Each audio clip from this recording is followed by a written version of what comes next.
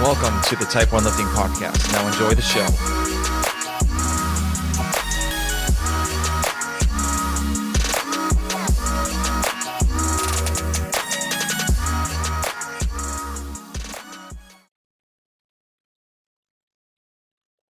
All right, guys, I want to tell you a little bit about Type 1 Lifting. So Type 1 Lifting is a clothing brand that proceeds of the shirts, the hats, and everything else go to the Children's Diabetes Foundation.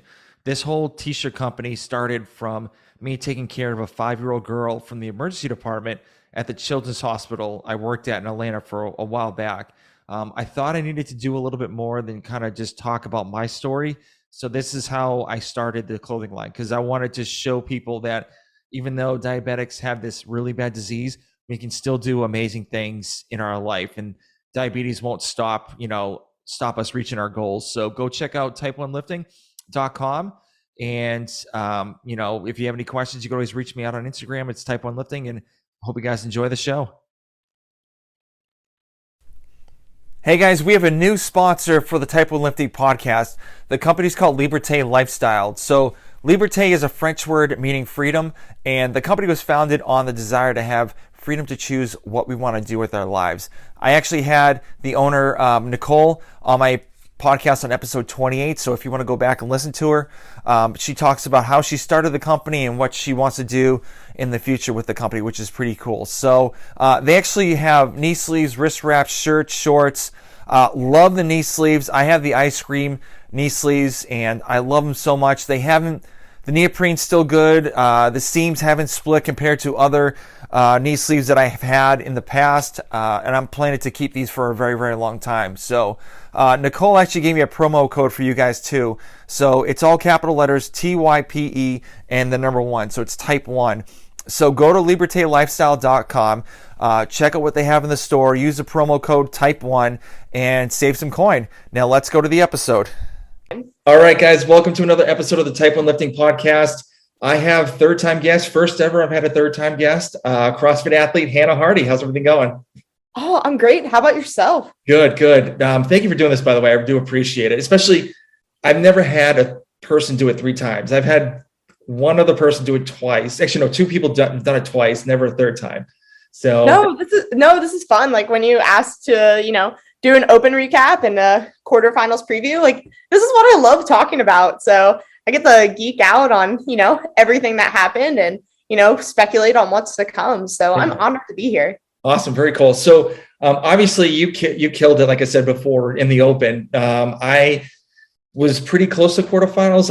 I think I was in the 85th percentile of my age class. And so I was really wishing for like a heavy lift, because last time they did a heavy lift last year, it placed 30th out of everybody. Oh my gosh. On that weightlifting complex, the clean, the deadlift, the hang clean, and then the jerk. So I would place 30th. And if I put like 2 more pounds on there, or even a pound, I would have been in the 15th place. Oh my gosh. Yeah. Crazy. But I do want to get your thoughts on, each workout and what your thoughts about quarterfinals and then semifinals, and kind of go from there. So all the workouts together, what did you think about this year's open? I have very mixed feelings. Like there's the part of me that workouts 1 and 2 were very similar, but then at least they threw in a spice for the third workout that at least was different. And I think for the elite individuals, time frame wise, you had your 15-minute test, you had your 7 to 9 minute test, and then you had the sprint at the end. So I think it was at least variable across time domains, but movement wise, the first 2 were the same workout, just one was a little bit faster. And even though it benefited me not to have a heavy lift, and I'm kind of excited, I was happy about that. I wish there was something a little bit heavier. I know that 95-pound thruster, or 135 and 85-pound thrusters are maybe like a little bit heavier than for like your traditional gym member, but everything else was approachable in my opinion. Yeah. I thought the first workout was good. The main thing, I wish there were rebound box jumps, because then you would actually have people absolutely suffering and just like literally just like putting their head down and saying like, let's go. And so No. then the walking to the step downs, I was like so disappointed in. I don't know. I mean, you're talking to somebody who actually doesn't like bounding. I've known way too many people to tear their Achilles. So, but then the next week throwing in 100 deadlifts, I thought, for the safety thing, that was really good to take out the rebound. And I wouldn't be surprised if at quarterfinals, they throw in that you can rebound and they'll just throw in the same movement and kind of, get, like take some blame off and just saying like, hey, we want to be approachable in the open, but by golly, bound your heart away in quarterfinals. But then, like I said, like throwing in 100 deadlifts at 155 for the next workout, I was like, oh, well, you kind of put like safety like out the window there. So yeah, true. Yeah, I agree. Yeah. So do you think the rep scheme on the first workout was a good rep scheme for anybody? I mean, I think so. I mean, with me, I wish it was more wall walks than anything, but it was for a first workout. The first workout's normally one that it's dictated by your capacity, and being the workout was dictated on your pace on the box or the box jump overs. I believed it was a really good first test. Yeah. Yeah. I thought it was pretty good. I made it to 8 rounds total, I believe. But the thing was like, I took way too many breaks, especially like during the wall walks. I like would just like lay down, arms like, in the Christ mode, like on the cross, and then just like coming back, then walk up and then do it again and then take longer breaks. And I went unbroken during the dumbbell snatches in the box step like box jumps. Because granted, like I'm 6'6", so those box jumps are like nothing to me. It's like stepping up like 2 inches. And then I mean, obviously the dumbbell snatches are a little bit more difficult because I have to go down and then like use pretty much my lower back and hamstrings to kind of just yank it up. But I think the wall walks just took a little bit too much time for me, and I just took way too many breaks. Yeah. And I mean, I think that's one of those things where you learn in retrospect, right? So the open, it's a place where you get to figure out what a year of training has helped you with, whether you attack your weaknesses and now they're no longer weaknesses, or maybe your strengths are actually weaknesses now, or they could be shored up and you can, have a workout that you can hit out of the park. So I mean, that's why I love the open. And I think a lot of people thought the wall walks would add up, especially after last year. But, then I think a lot of people took them a little bit easy and then realized that they could go faster. So I actually saw a lot of people redo it and do better because they were terrified of one movement. And then they're like, oh, wait, I can go faster. Yep. Yeah. Typically for me, obviously, like when I was able to do redos, like I would do it on Friday, then like take the weekend off, and then start it back on Monday. I do so much better on Mondays. Right. Then like how to attack it better compared to like, oh, they only do it like the gym that I do it at, they only do it on Fridays, and like that's it. They don't do any other days to do redos because they're just more focused on like their programming and stuff like that, which is understandable because you really don't have anybody at that gym that's going to the games, or maybe a couple of people to the quarterfinals, and that's it. But I mean, I understand that, but I wish I was able to redo all these. So no, I feel bad. I mean, normally there's a few people in the corner that, drag someone to judge them or something like that. Yeah. And the thing is, like, I like the main gym I go to is a global gym. So they're going to look at me like, what the hell? Like, I don't have like the wooden box. They have like a bigger box that literally have to take like 2 steps over just to make it to the back, to the other side. So it's like, it's not even worth it. Right. But how many rounds did you do? So I got into my 12th round. I got 1 dumbbell snatch in the 12th round. Jeez. So this is how you could tell with an elite athlete compared to like a kind of Joe Schmo, like your average Joe. Like what's the difference? I mean, you barely missed out on quarterfinals, so I want to call you a Joe Schmo. But that was a workout where I love wall walks. I mean, when they came out last year, I was floored because I used to do those as a scale for handstand push-ups at one of my old gyms. Oh, okay. So I was very familiar with wall walks, and I knew how much of a shoulder burn they were. And I've been working them all year. I was excited for them to come up. Dumbbell snatching is one of my favorite movements in CrossFit. And I knew just those box jump overs were going to add up. And it did pay off for me that they were step down. If they were bounding, to be honest, I'd probably still step down. I would have gotten the same score anyway. But those box jump overs, man, they added up. I slowed down a ton. Yeah. Yeah. So what was your game plan when you first saw the workout? Like, what were your first thoughts on doing it?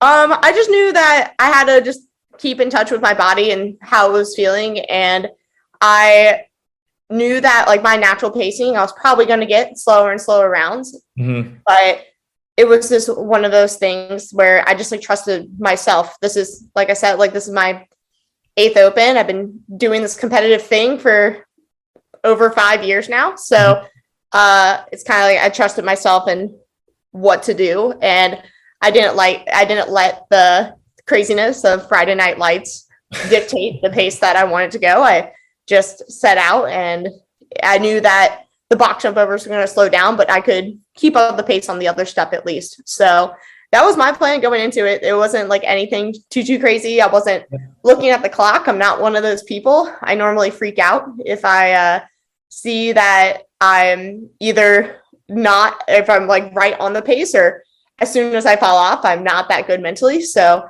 I just kind of keep a count in my head, and 15 minutes goes by really fast, but really slow at the same time. Yep. I agree. So obviously you're like a smaller athlete. So with the tape lines that they had, were you able to like manage doing those wall walks pretty easily with it, like with the distance of the tape?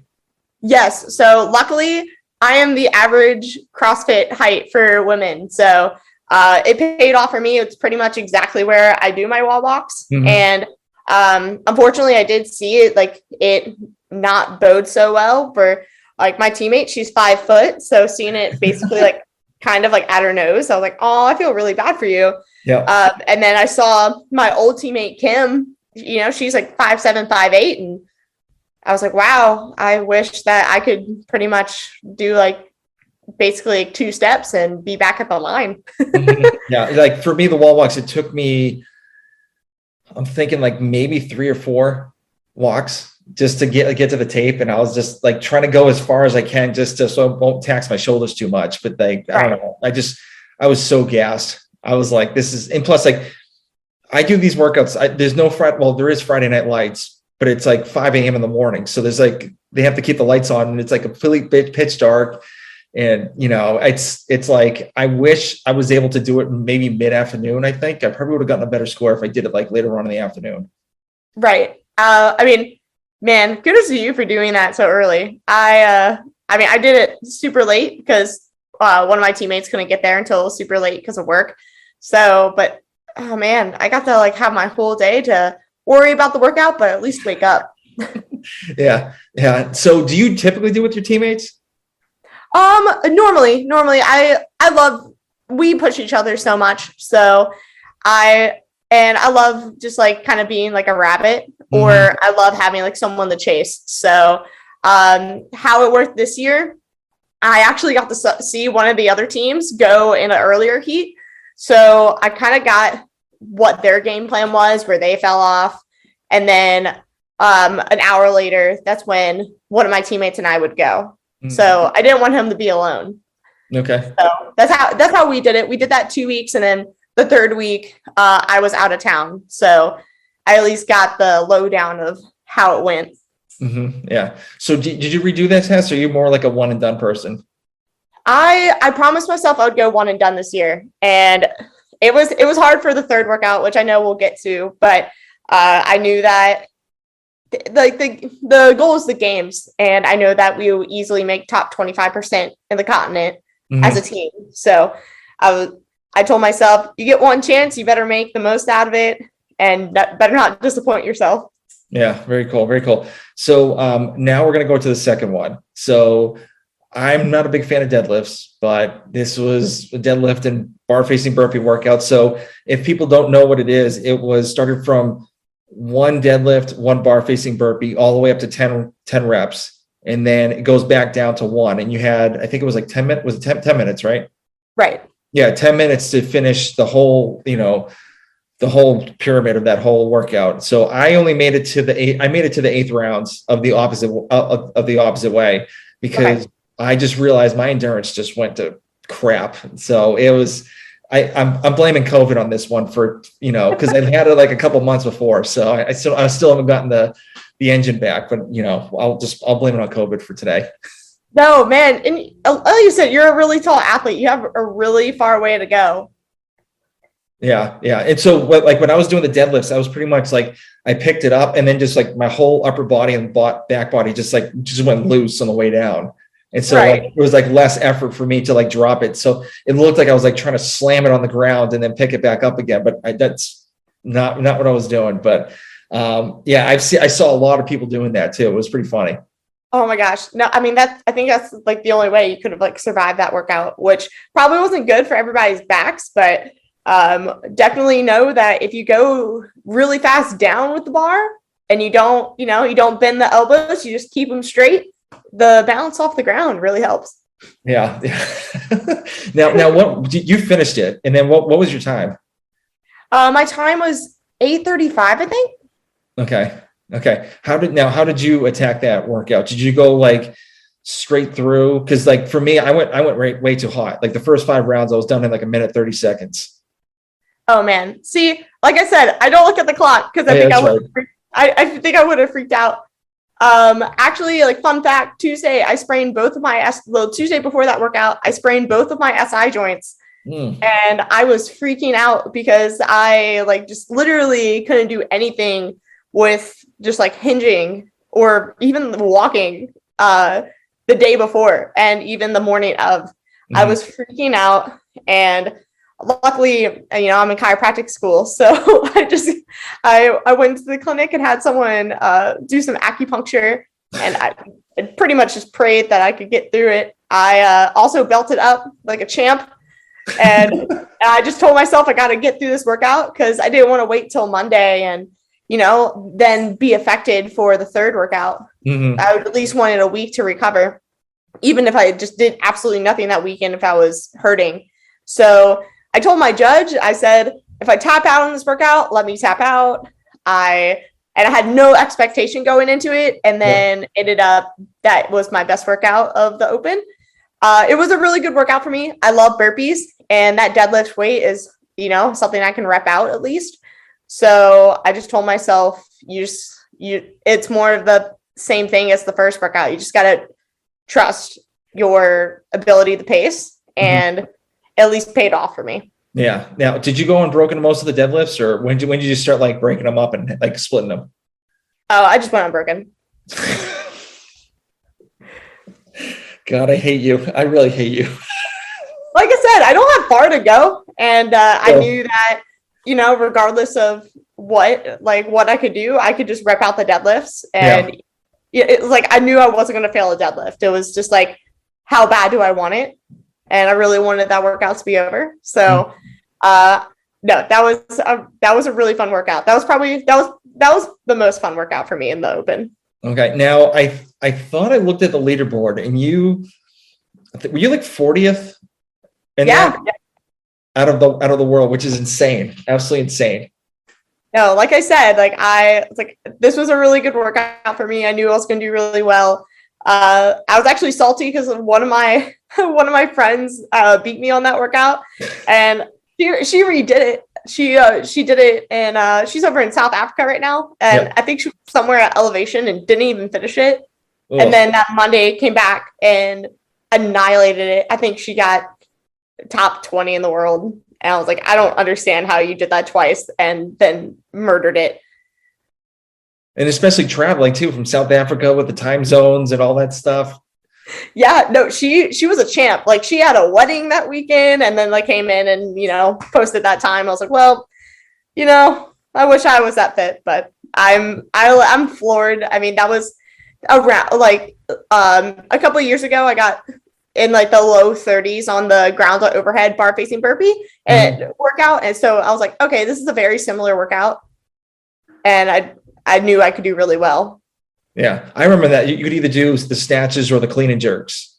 Right. Workout. Yeah. My back blew out on that workout. So I was like, I had to stop. I was like, oh, I was so close to the end because I know it was 10 rounds. And I got to like the 9th round with like a couple reps on the snatches. And I was like, oh, I was so pissed. I really wanted to finish that one so bad.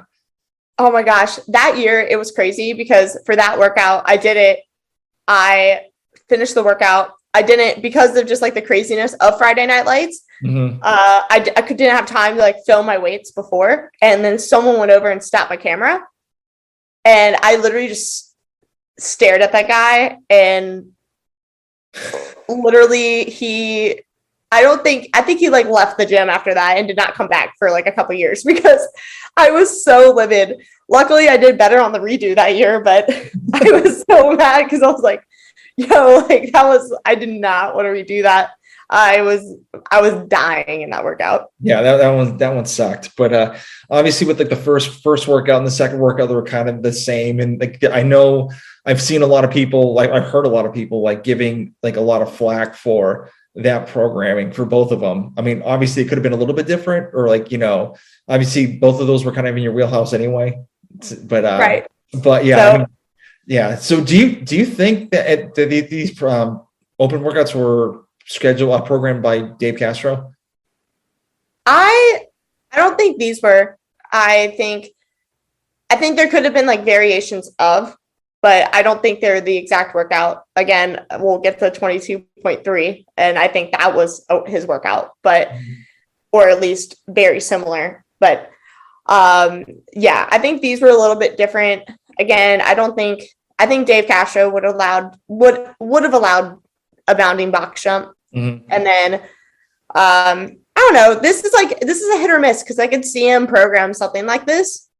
And so maybe like the first workout was different, and then these other two were getting like more similar to what Dave intended. Mm-hmm. Yeah. Well, speaking of the third workout, so you actually did it at the Misfit training camp in Portland. So, and obviously you had 2 other games athletes with you training. And so do you guys do it all the same, all the same time?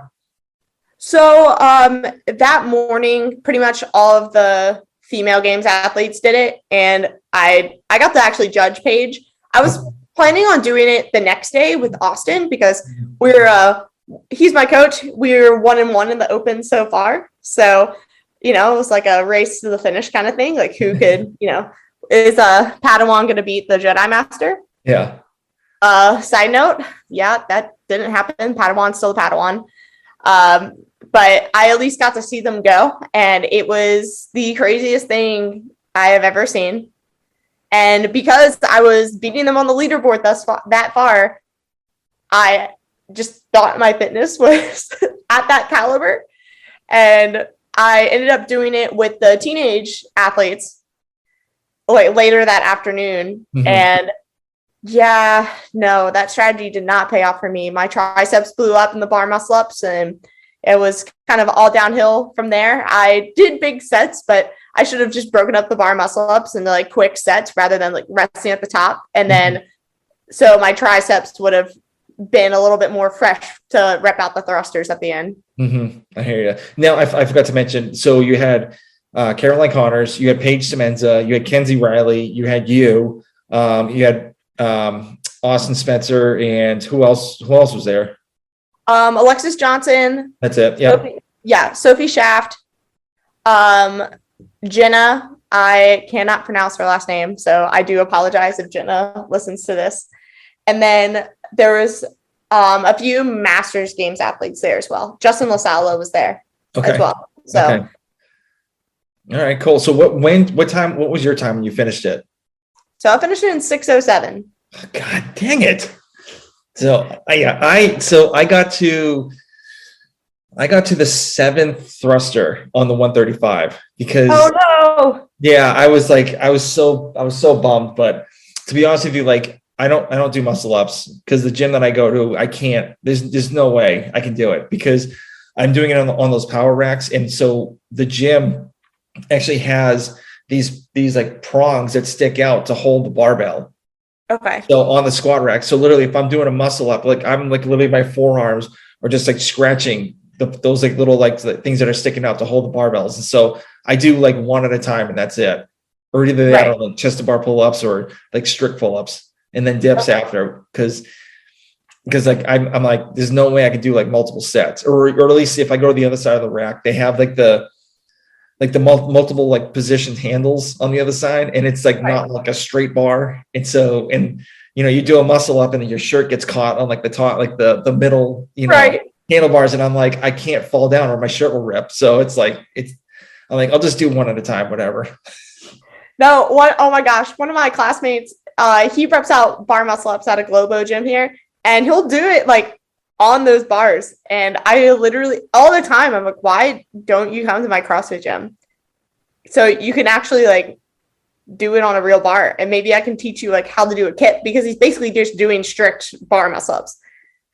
And I don't understand I don't even understand like how you could even do it. I mean, I bet you can. I would be terrified.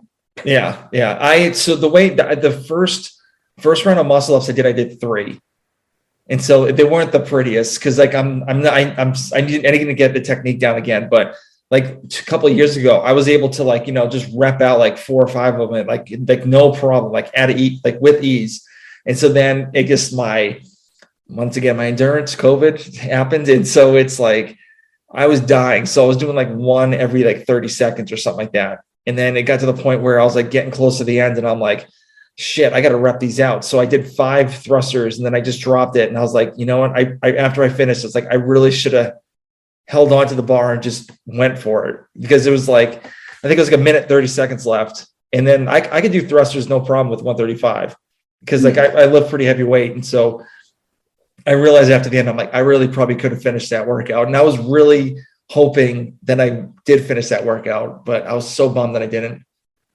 No, but you were close. And like you said, like, I mean, that was like that was a bar muscle up workout. So if you struggled on bar muscle ups, like it was going to be very hard to finish. Mm-hmm. Yeah. It got to the point, like both my hands tore, and it was just, oh no.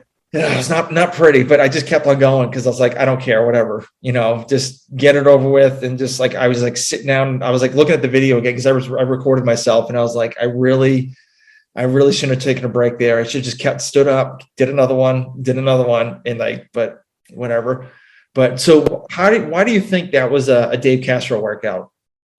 It was me listening to the Savan podcast, and he did like one podcast. Dave jumped in for a few minutes, and he kind of like had this like shocked look on his face, like, oh wait, that was my workout kind of thing. So I mean, it could have not been, but I have a feeling that he was like, oh, okay, they actually like used something of mine. Mm-hmm, mm-hmm. Now, do you think that's fair to do that? I mean, I'm kind of bummed about the Dave thing. So, I mean, I'm glad that they at least allowed him to show his like what he worked on for so long. Mm-hmm. And that's just my take. I mean, I wish it was just like they could have been like, I wish they didn't like fire Dave. So there's like that sort of thing, but at least they allowed him to actually like show what he did. Yeah, because I think a lot of his programming, especially last year's CrossFit Games workout, his programming was awesome.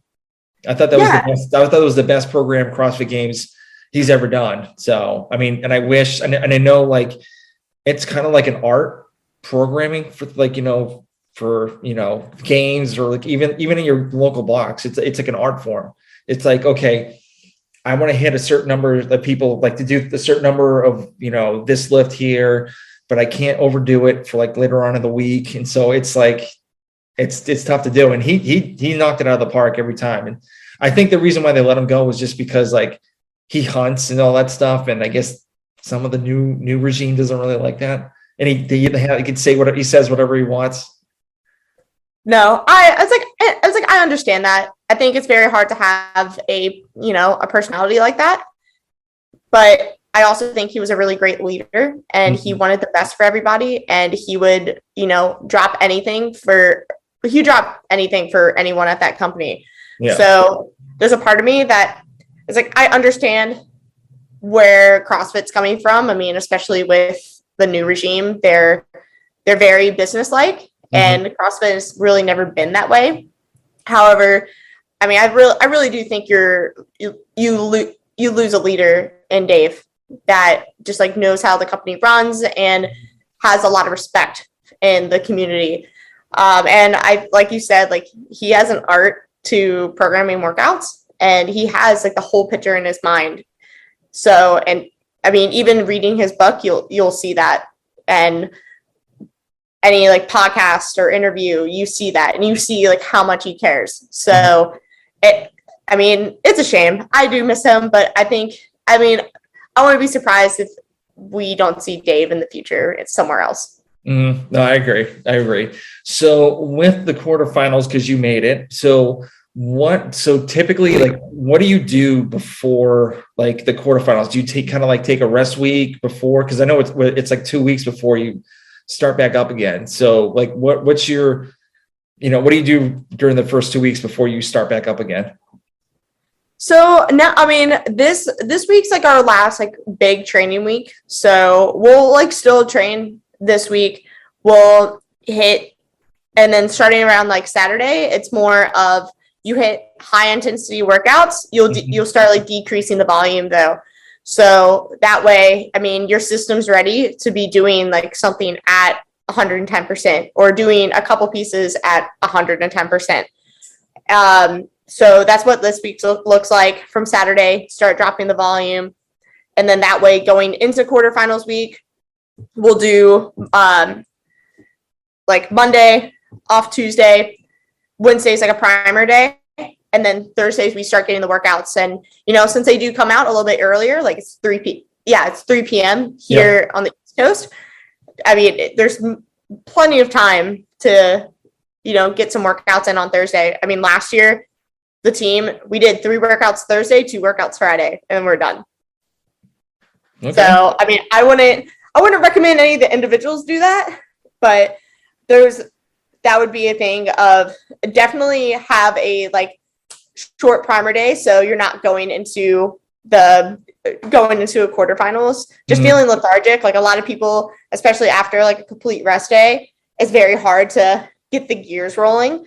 So just having something like light, like, I mean, you could probably finish in an hour with just like a power clean and jerk or power snatch at like 70-80%, like EMOM style, a quick Metcon, and then just a flush. But that's primes you for quarterfinals. Or if you want to start doing it on Friday, you just make sure that primer day is Thursday, and then you go on from there.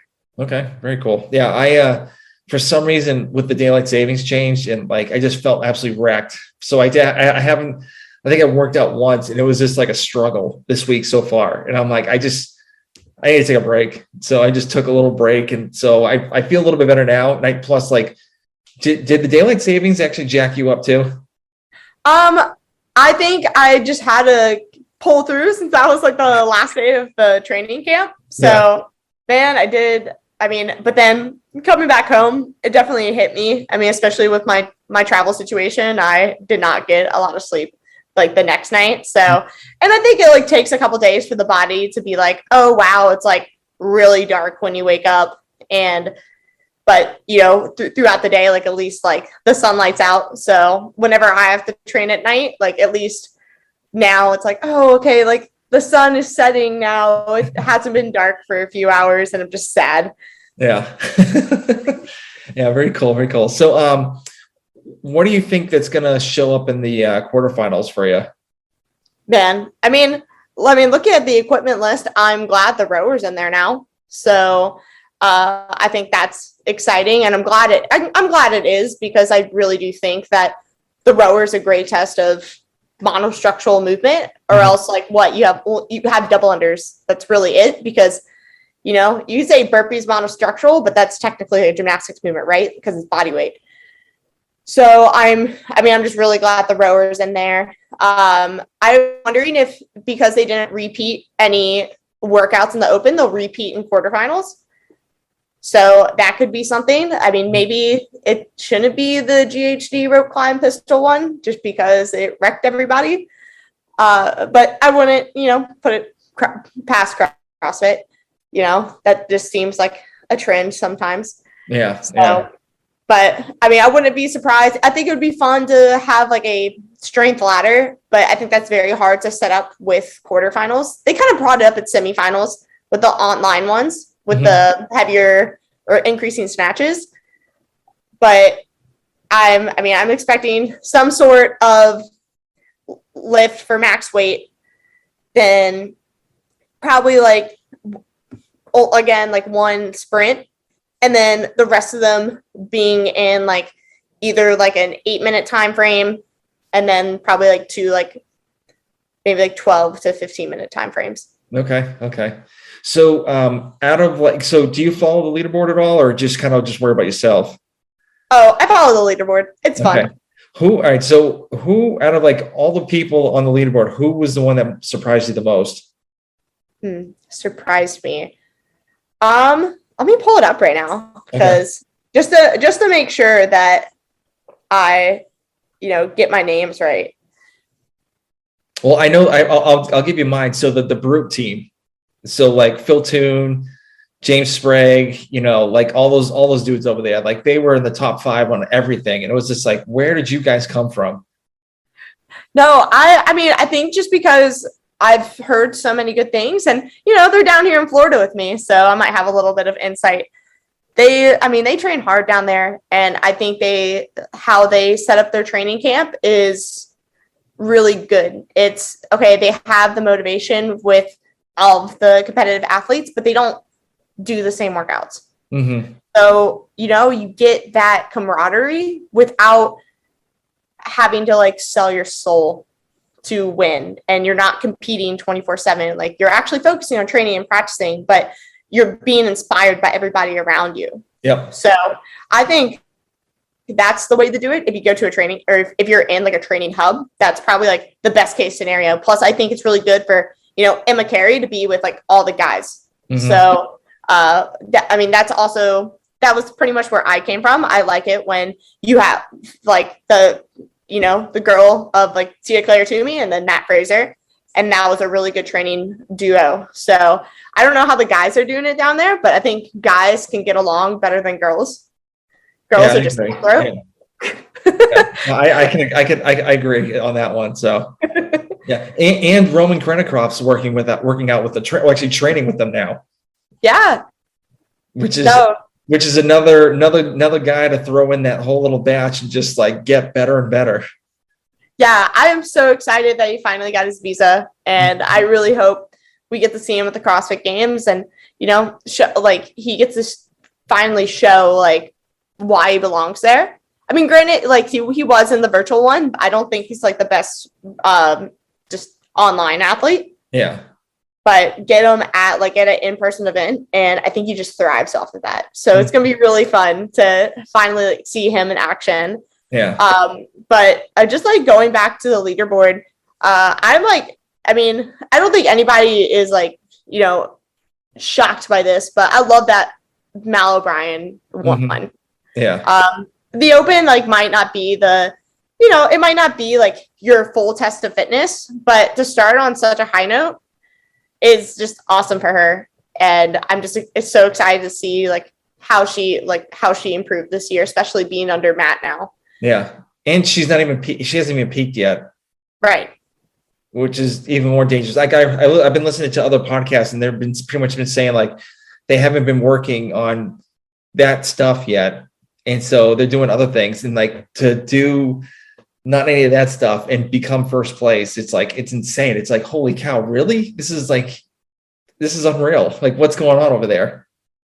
Right. And I mean, but then like think about Tia, she just came back from bobsled, right? Yeah. And they're really gearing her up to be ready for semis, not really like now. So the fact that, she could still get second, and she really didn't start training until like a couple weeks out. Yep. Like pure CrossFit stuff, kudos to her too. Yeah. Yeah. Now, since you did really well in the Open, did you ever think about going individual?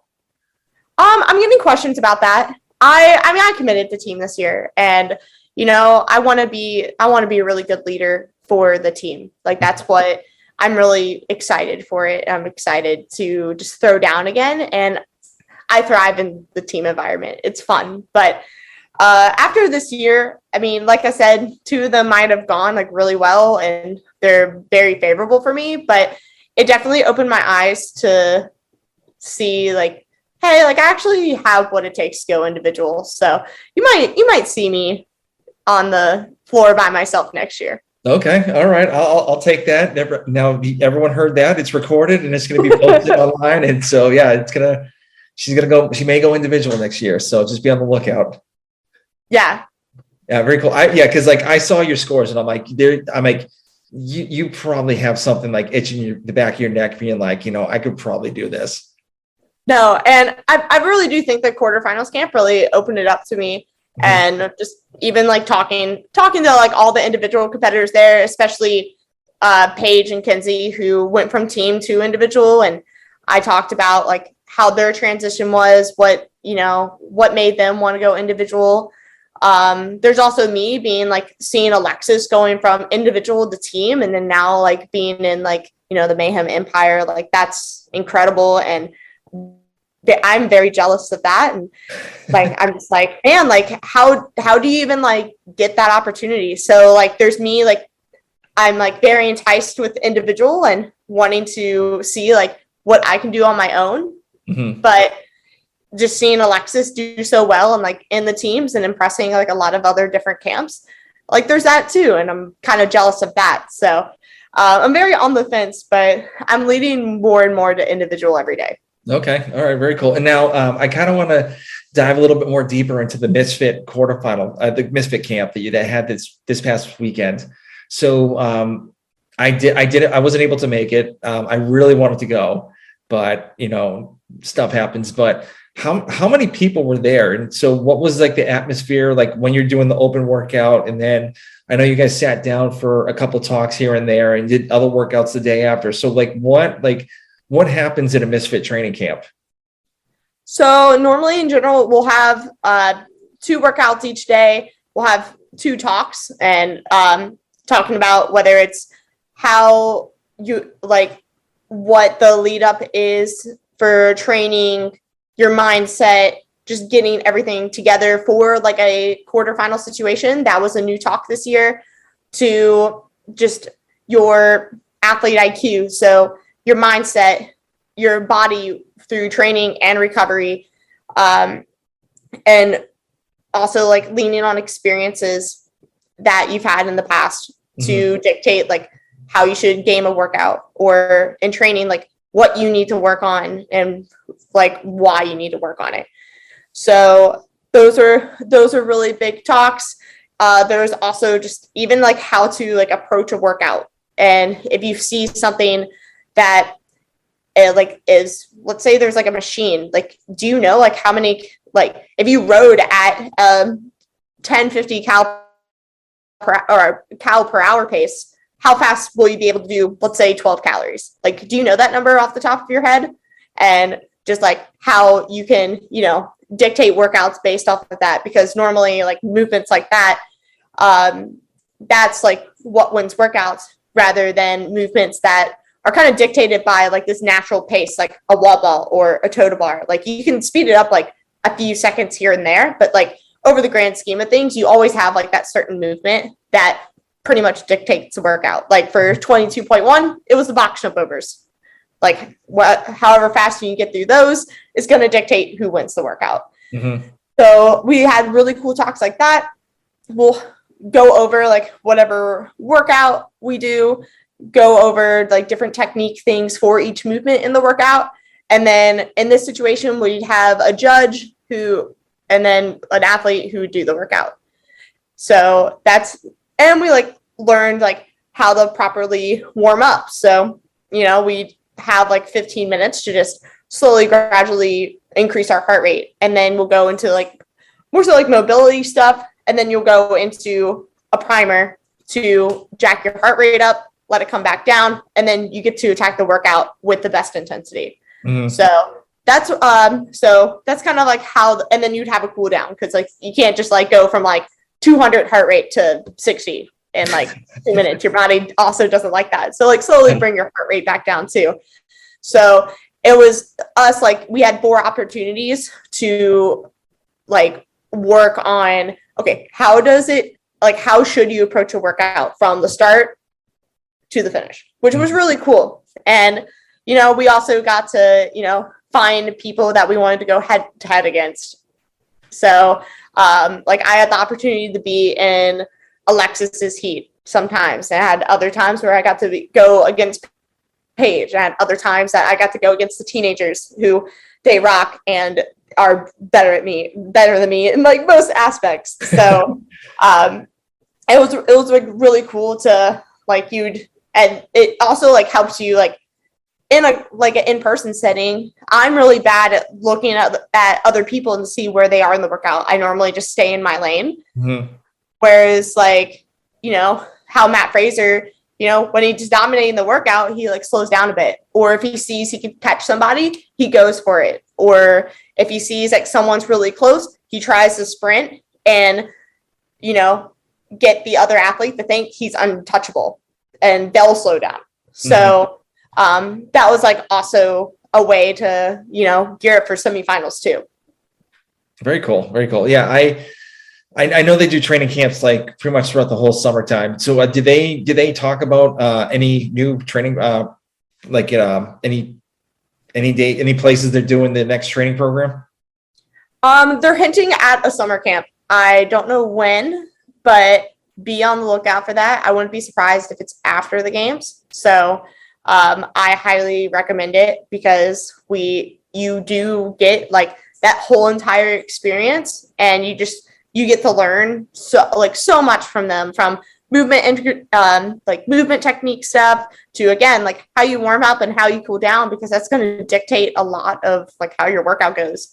Mm-hmm. And then just those talks and, you know, like I always come out of camp learning something new and like making so many new friends. And that's why I love the Misfit community. I feel like they're my family and I have family all over the world because of it. Yeah. And especially like with the Discord that they have right now, it's that's a lot of fun too. At least like looking at other people's like scores and times and stuff like that. And so it's really fun, even like just shooting the shit with people too. So it's very cool. Yeah, no, I absolutely love it. And if you're like a Misfit OG, we used to have the comments on the blog, and I feel like this is just like a way that you just get it right to your phone through a notification. Yeah, very cool, very cool. So what is the game plan for you in quarterfinals? Like, do you have like a couple goals you want to hit or thoughts on it? So for me, I'm on the fence whether I'm going to attempt the individual workouts. So that's to be determined with me and my coach. But for a team, at least we have a few weeks before we have to go for game time. So we have a few more weeks to figure out the synchro movements and just build like our team bonding and team chemistry, because this year it was hinted that there's actually team workouts, whereas last year there was only one team workout. Mm-hmm. So I'm very excited for that. I mean, I would love to get top 10 like we did last year, because when you get top 10, you pretty much have your pick of a semifinal. And I want to go to the Mid-Atlantic CrossFit Challenge again.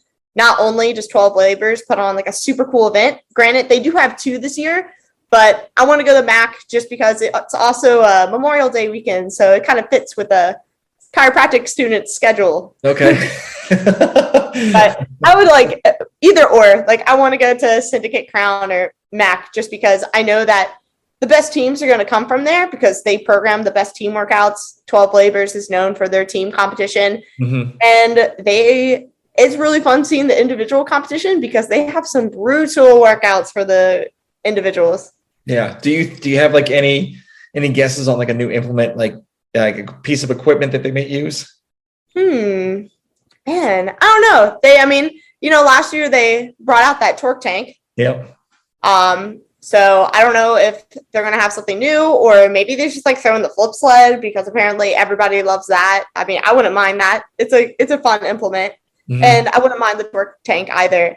But new implement wise, nothing really comes off the top of my head right now. It would be really cool to, throw in like a pegboard at semifinals or something like that, Mhm. just, because I feel like a lot of people have access to that now, as well as have, brushed up the technique on some things. So seeing those like games only, implements, like I want more and more to come and trickle down to the semifinals. I think that would be just really fun and, exciting for both the people at semifinals and the spectators. Yeah.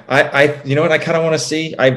Someone talked about this like a couple of years ago. I think they should try to at least do like one swim event.